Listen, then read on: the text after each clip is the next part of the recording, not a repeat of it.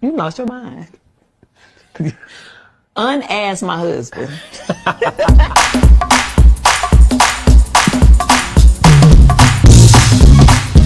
Y'all, come on in, come on in, come on in. The doors of the church are open, and we've got Tabitha Brown on the prayer list. Yeah, we got to deliver some demons. We got to pray, and we got to celebrate this sister Tabitha didn't whoop this poor woman's ass and ended up in jail. Come on in, come on in.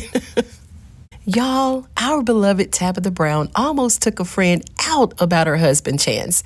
Come on in here. We got to celebrate. We got to rejoice in the fact that Tabitha is saved, right? And she didn't want to take a friend out, but she was prepared to. Let's talk about it.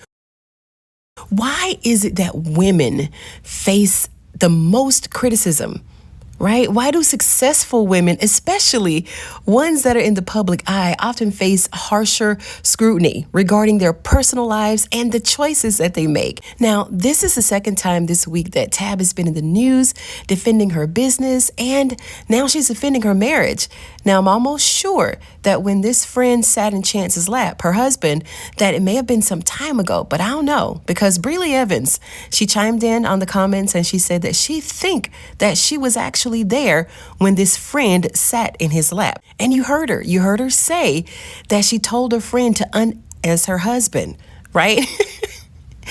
Your friends will try you, right? Oh, they will definitely try it. But clearly she's not a friend to Tabitha to begin with. So why did she try Tabitha like this? Tabitha is our beloved, positive, successful, good sis, right? Who just signed a lucrative deal with Target. Congratulations, Tabitha. And I'm wondering why, instead of congratulating Tabitha, that Darius Cooks, I think his name is Cooks.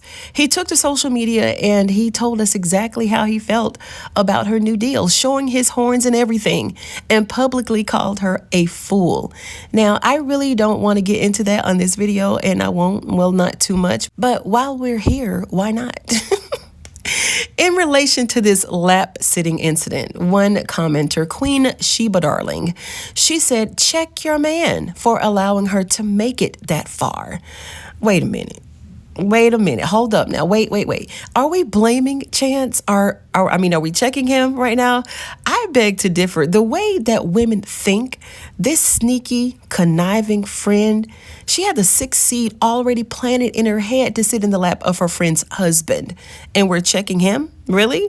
Now, the clip doesn't really go into detail. It really doesn't, in all fairness. But we can tell by his reaction that the friend's actions may have caught him off guard a little bit, and maybe he did push her off. We don't know all of that. Now, if he invited her to have a seat in his lap, then yeah, we'd have a big problem with Chance. But that's not what happened. Not according to Tabitha. I mean, she had to actually threaten this woman. Let's listen. Girl, if you want to leave this apartment alive, girl, what is wrong with you? Right? Yeah.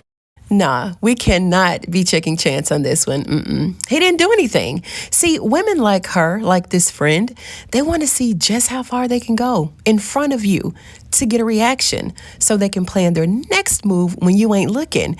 And I'm wondering if this friend is married herself. But, nowadays, when women see something that they want, they go for it without any regard for friendships, holy matrimonies, loyalty, commitment, none of that. All that goes out of the window, especially if her friend is a successful, likable celebrity businesswoman, right? She wants her life. Okay, I'm reaching with this one, but the woman had to have had one too many drinks or something. And Maisha Daniels says, why would any woman in her right mind think that this is okay? And Ferrari Tari said he should have thrown her to the ground. Miss T. Jones, 1, said she was wrong, but he sat there and allowed it. And she posed this as a question, right? And I don't think that he did.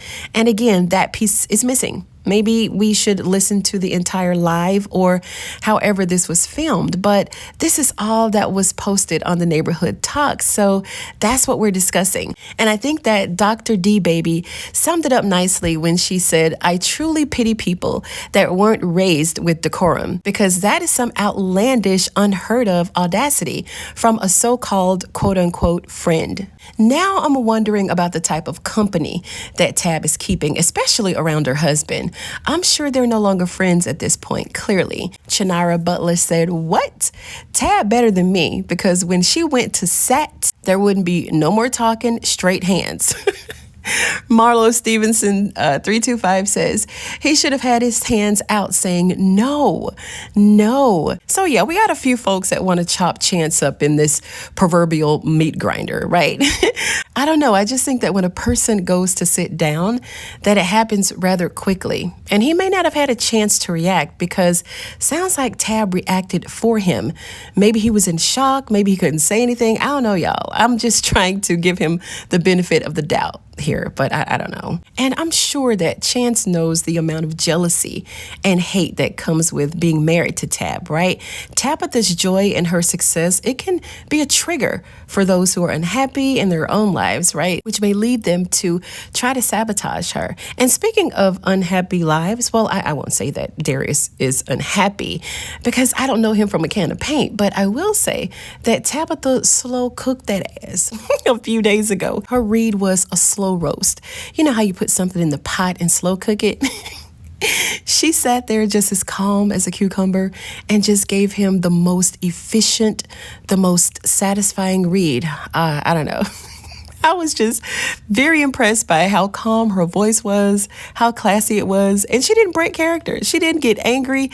See, this is what I love about Tabitha. She comes from a place of understanding and compassion with her reads, right? She thinks the read through before she starts getting you together, right?